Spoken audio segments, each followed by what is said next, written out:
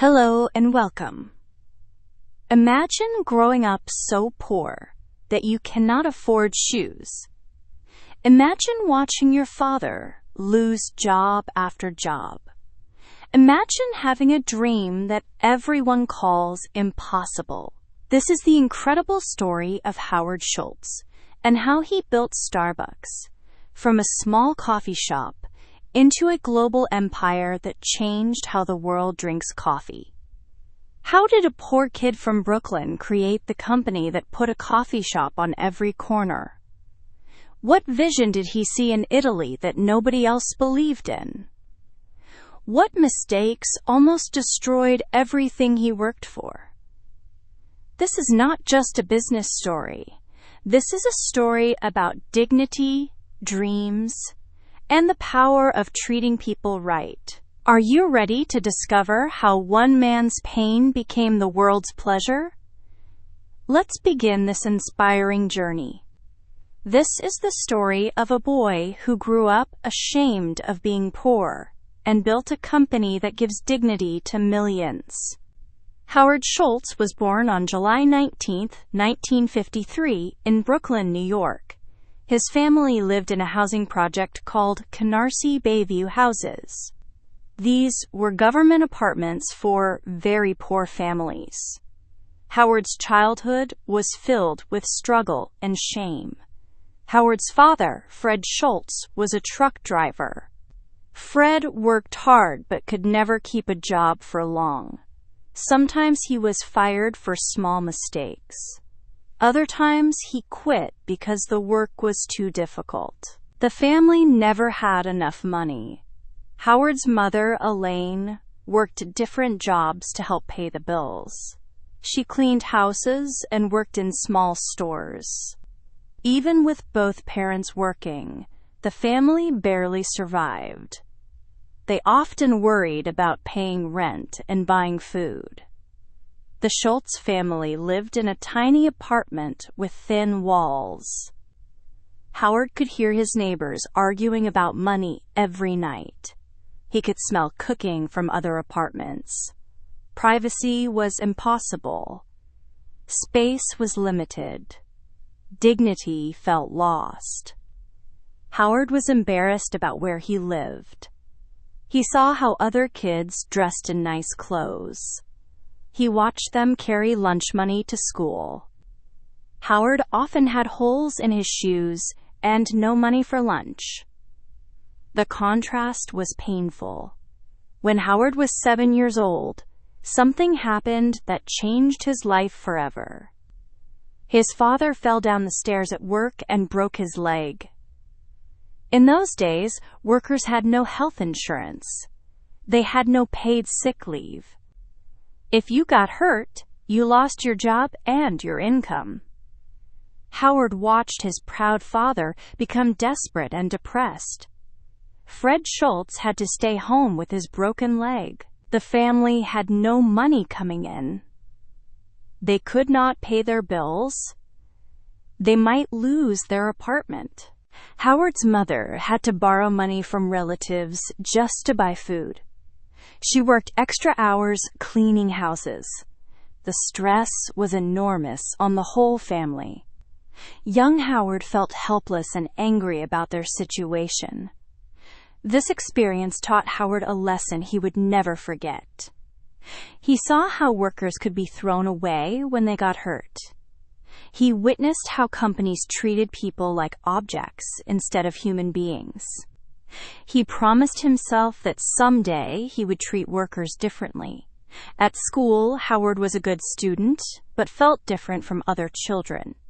He wore the same clothes every day because his family could not afford more. Other kids sometimes made fun of his old shoes and cheap clothes. These experiences made him determined to succeed. Howard found escape in sports and books. He played baseball and football whenever he could. Sports gave him confidence and showed him the value of teamwork. Books opened his mind to possibilities beyond his neighborhood. Despite their poverty, Howard's parents taught him important values. They emphasized the importance of hard work and treating people with respect. They showed him that a person's worth was not measured by money or possessions. These lessons shaped his character. When Howard was 12 years old, he started working part-time jobs. He delivered newspapers before school. He worked in local stores after school. Every dollar he earned helped his family pay bills. Work became a source of pride and independence. Howard was determined to be the first person in his family to go to college. His grades were good but not exceptional. His family had no money for tuition. College seemed impossible for a poor kid from the projects. Howard played football in high school and was talented enough to earn attention from college scouts. Northern Michigan University offered him a partial scholarship. It was not a full scholarship, but it was his chance to escape poverty and get an education. Howard's parents were proud but worried. They had never been to college themselves. They did not understand how the system worked. They feared their son would fail and come home disappointed. But they supported his dream anyway. In 1971, Howard left Brooklyn for Northern Michigan University. It was the first time he had been away from home. Everything was different. The campus was beautiful. The students came from middle-class families. Howard felt out of place but determined to succeed. Howard studied communications and played football for the university team. He worked part-time jobs to pay for food and books. Money was always tight, but he was finally getting the education he dreamed of having. During college, Howard learned about business and leadership. He read books about successful companies and entrepreneurs. He began to understand how businesses could create value for customers and employees. These ideas excited him. After graduating in 1975, Howard moved back to New York City to look for work. He had a college degree but no connections or experience. Finding a good job was harder than he expected. Many companies rejected his applications. Howard finally got a job as a salesperson for Xerox Corporation. Xerox made copying machines and sold them to businesses. Howard learned how to talk to customers and understand their needs. He discovered he was good at sales and enjoyed helping solve problems. At Xerox, Howard worked hard and quickly became one of their top salespeople. He earned good commissions and started making decent money. For the first time in his life, he could afford nice clothes and a good apartment. Success felt wonderful. But Howard wanted more than just personal success. He remembered the lessons from his childhood about treating workers with dignity. He watched how Xerox treated employees and customers. He began forming ideas about how businesses could be better. In 1979, Howard left Xerox to join a Swedish housewares company called Hammerplast. They sold kitchen products to American stores. Howard's job was to build relationships with retailers and grow sales in the United States. At Hammerplast, Howard learned about international business and different cultures. He traveled around the country meeting store owners and buyers. He discovered that he enjoyed building relationships and creating partnerships. His confidence grew with each success. While working at Hammerplast, Howard noticed that one small customer was ordering an unusual number of coffee drip makers. The customer was a tiny company in Seattle called Starbucks Coffee, Tea, and Spice. They only had 4 stores, but ordered more drip makers than large chains. Howard was curious about this small company that bought so many coffee makers. He decided to visit Seattle and meet the owners of Starbucks. In 1981, he flew to Seattle for the first time. What he found there would change his life forever. Starbucks was owned by three partners: Jerry Baldwin, Zev Siegel, and Gordon Bowker. They had started the company in 1971 to sell high-quality coffee beans and equipment. They were passionate about coffee but had no interest in serving drinks or expanding rapidly. Howard was amazed by the quality of coffee at Starbucks. He had never tasted anything like it. The beans were fresh roasted and aromatic.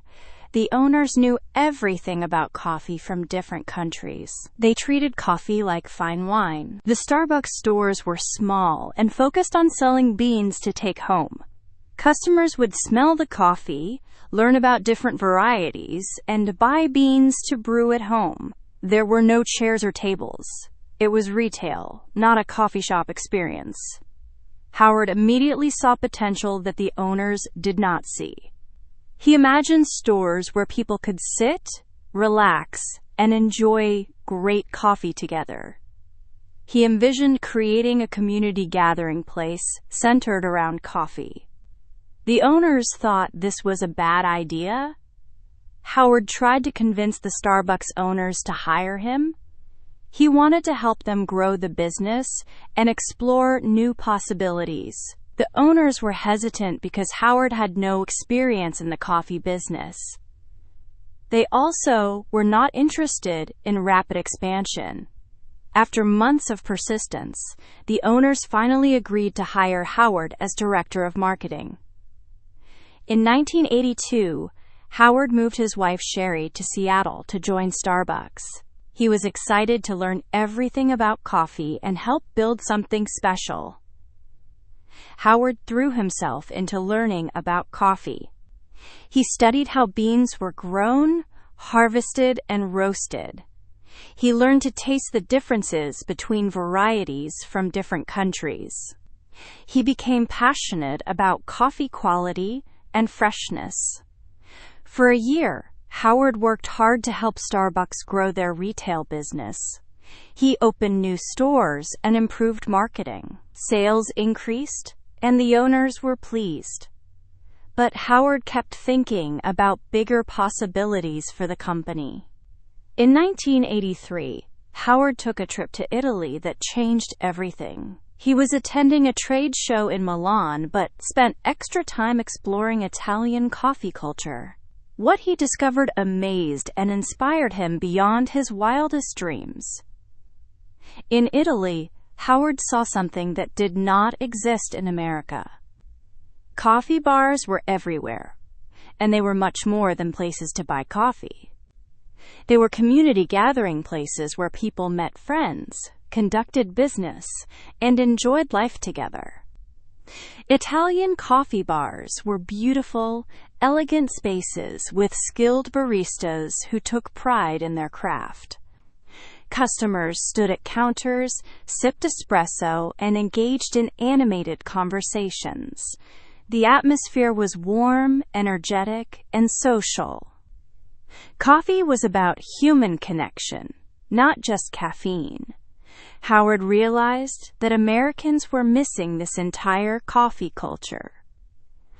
In America, coffee was something you grabbed quickly and drank while rushing to work. It was fuel, not pleasure. It was individual, not social. Howard saw an enormous opportunity. Howard returned to Seattle, excited to share his vision with the Starbucks owners. He wanted to recreate Italian coffee culture in America. He imagined stores with espresso machines, skilled baristas, and seating areas where customers could relax and socialize. The owners listened to Howard's ideas but rejected them completely. They said Starbucks was a coffee bean retailer, not a restaurant business. They did not want to serve drinks or provide seating. They thought Howard's ideas would destroy their focus on quality beans. Howard was devastated by their rejection. He believed so strongly in his vision that he could not give up. He tried again and again to convince them. The owners grew tired of his persistence. They told him to focus on his current job and stop pushing new ideas. The rejection hurt Howard deeply, but it also strengthened his resolve. He knew his vision was right. He had seen it working perfectly in Italy.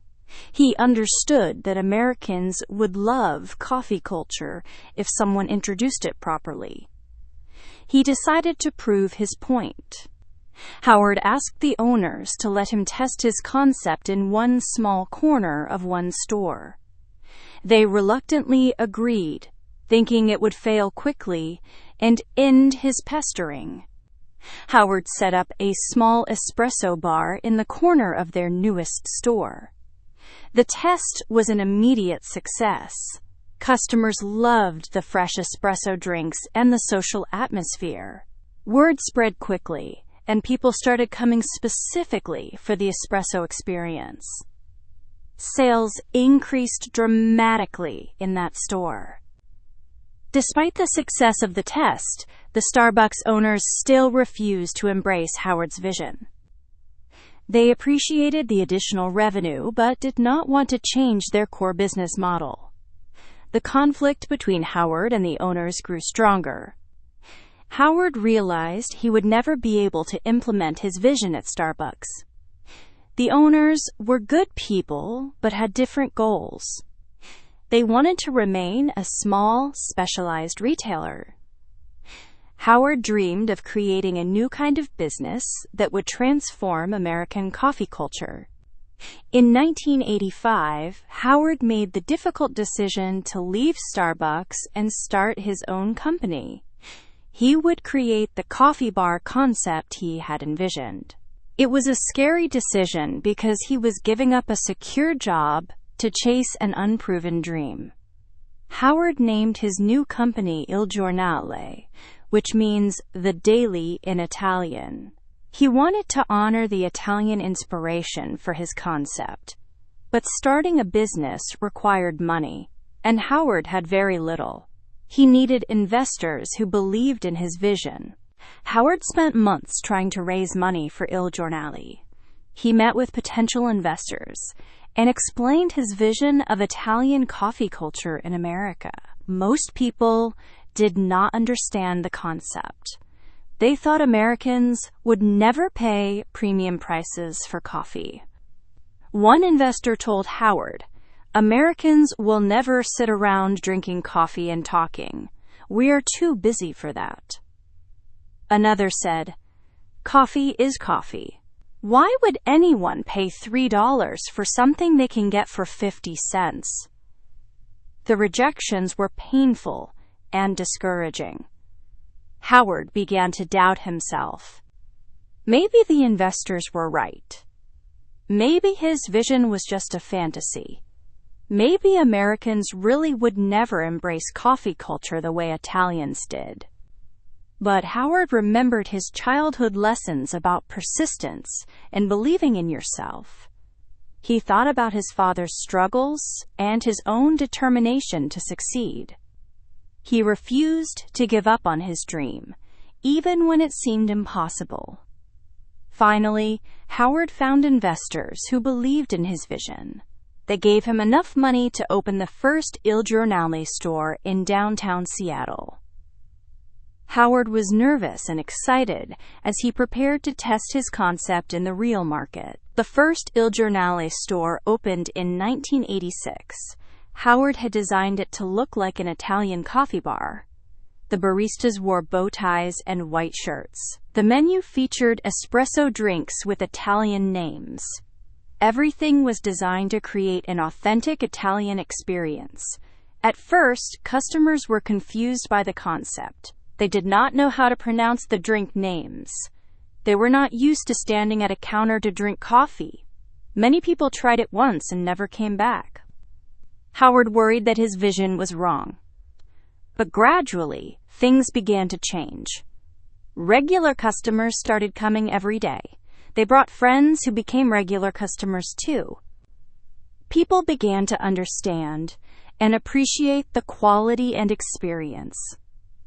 Word of mouth spread throughout Seattle. The success of the first store gave Howard confidence to open a second location, then a third. Each new store proved that his vision was working. Americans did want coffee culture. They just needed someone to show them what it could be like. In 1987, something unexpected happened. The original owners of Starbucks decided they wanted to sell their company. They were tired of the business and wanted to focus on other interests. They offered to sell Starbucks to Howard. Howard saw this as an incredible opportunity. Starbucks already had an established brand and loyal customers. If he could buy Starbucks, he could merge it with Il Giornale and create something much bigger than either company alone.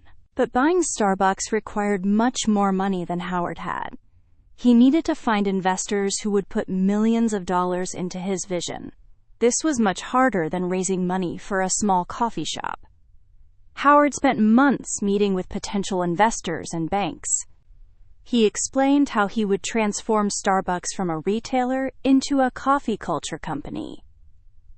Many people still did not understand or believe in the concept. Some investors were interested, but wanted to change Howard's vision. They suggested focusing only on profitable locations and cutting costs wherever possible. They did not understand that Howard's vision was about more than just making money quickly. Howard insisted that his company would treat employees better than other retail businesses. He wanted to provide health insurance, stock options, and other benefits that were rare in the restaurant industry. Investors thought these ideas were expensive and unnecessary. Finally, Howard found investors who understood and supported his complete vision. They gave him the money to buy Starbucks and merge it with Il Giornale. In August 1987, Howard became the owner and CEO of the new Starbucks Corporation. Howard immediately began transforming Starbucks according to his vision. He converted the stores from retail locations into coffee bars. He trained baristas to make espresso drinks. He created a warm, welcoming atmosphere where customers could relax and socialize. More importantly, Howard implemented his vision of treating employees with dignity and respect. He offered health insurance to all employees, even part-time workers. He gave stock options so employees could share in the company's success. He called employees partners instead of workers. These employee benefits were almost unheard of in the retail and restaurant industries. Other business owners thought Howard was crazy to spend so much money on employee benefits. They predicted that these costs would make Starbucks unprofitable. But Howard believed that happy employees would create happy customers. He remembered his father's struggles with jobs that offered no security or dignity. He was determined to create a different kind of workplace where people could be proud of their work. The transformation of Starbucks was not easy. Converting retail stores into coffee bars required major renovations. Training employees to make espresso drinks took time and patience. Many mistakes were made as everyone learned new skills. Some customers missed the old Starbucks and complained about the changes. They wanted to buy beans and leave quickly, not sit around drinking expensive coffee drinks. Howard worried that he might be destroying something good while trying to create something better. But new customers began discovering Starbucks faster than old customers left. People loved the quality of the coffee and the comfortable atmosphere. Students used Starbucks as a place to study. Business people held informal meetings over lattes. Friends met for conversations over cappuccinos. Howard opened new Starbucks locations throughout Seattle and then expanded to other cities. Each new store was designed to feel like a neighborhood gathering place. The company grew steadily, but Howard was always careful to maintain quality and culture. By 1992, Starbucks had grown to 165 stores and was ready to go public. This meant selling shares of the company to public investors. Going public would provide money for faster expansion, but would also create pressure to prioritize profits over values. Howard was nervous about going public because he knew investors would question his employee benefits and focus on culture.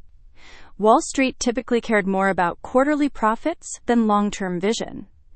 Howard worried about maintaining Starbucks' soul while satisfying investor demands. The Starbucks initial public offering was successful, and the company raised millions of dollars for expansion. Howard used this money to open stores across the United States. The growth was exciting, but also challenging to manage. As Starbucks grew rapidly, Howard faced new problems he had never anticipated. Maintaining consistent quality across hundreds of stores was difficult. Training new employees quickly while preserving culture was challenging.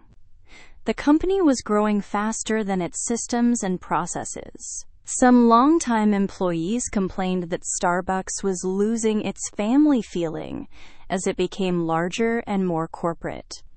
New employees did not always understand or embrace the company's values. Howard worried that success might destroy what made Starbucks special. In the late 1990s, Starbucks faced its first major crisis. The company had grown so quickly that it was making mistakes. Some stores were opened in poor locations. Quality control was inconsistent. Customer service was sometimes poor. Competitors began copying Starbucks' concept but offering lower prices. Some customers complained that Starbucks had become too expensive and too corporate. The media started writing negative articles about the company's rapid expansion. Most seriously, many Starbucks employees were unhappy. Despite the company's generous benefits, they felt overworked and underappreciated. The fast growth had created stress and pressure that affected the workplace culture Howard had worked so hard to build. Howard realized that Starbucks had lost its way. In pursuit of rapid growth, the company had forgotten some of its core values. The focus had shifted from creating great experiences to opening new stores quickly. This was exactly what Howard had feared would happen. In 2000, Howard made the difficult decision to step down as CEO of Starbucks. He remained as chairman, but wanted someone else to handle the day-to-day operations. He hoped a new leader could solve the problems while he focused on long-term strategy. For the next 8 years, other executives ran Starbucks while Howard watched from the sidelines. The company continued to grow, but the problems got worse. Customer satisfaction declined. Employee morale suffered. The stock price stagnated. By 2007, Starbucks was in serious trouble. Same-store sales were declining for the first time in the company's history. Competitors were gaining market share. The economic recession was making customers more price-conscious. Some analysts predicted that Starbucks might not survive. Howard realized that he had to return as CEO to save the company he had built. In January 2008, he came back to lead Starbucks through its most difficult period. The company needed dramatic changes to survive and regain its soul. Howard's first decision was to close all 700 Starbucks stores in the United States for 3 hours to retrain every barista. This cost the company millions of dollars in lost sales, but sent a clear message that quality was more important than short-term profits. Howard also closed 600 underperforming stores and laid off thousands of employees. These decisions were painful, but necessary to restore the company's health. Howard personally apologized to every employee who lost their job and tried to help them find new positions. More importantly, Howard refocused Starbucks on its original mission of creating community and human connection. He emphasized the importance of customer experience over rapid expansion. He restored employee benefits and improved working conditions. Howard also led Starbucks into new areas, like digital technology and social responsibility. The company launched a mobile app that revolutionized how customers ordered and paid for coffee. Starbucks also committed to ethical sourcing and environmental sustainability. The turnaround was successful. By 2010, Starbucks had returned to growth and profitability. Customer satisfaction improved dramatically. Employee morale rebounded. The stock price reached new highs. Howard had saved the company and restored its soul. Today, Starbucks operates over 35,000 stores in more than 80 countries. The company employs over 380,000 people worldwide. Starbucks serves over 100 million customers every week. The small coffee shop has become a global phenomenon. But the numbers only tell part of the story. Starbucks changed how the world thinks about coffee. Before Starbucks, coffee was just a commodity. After Starbucks, coffee became an experience, a lifestyle, and a daily ritual for millions of people. Starbucks also changed how companies think about employees. Howard's vision of treating workers with dignity and respect influenced countless other businesses.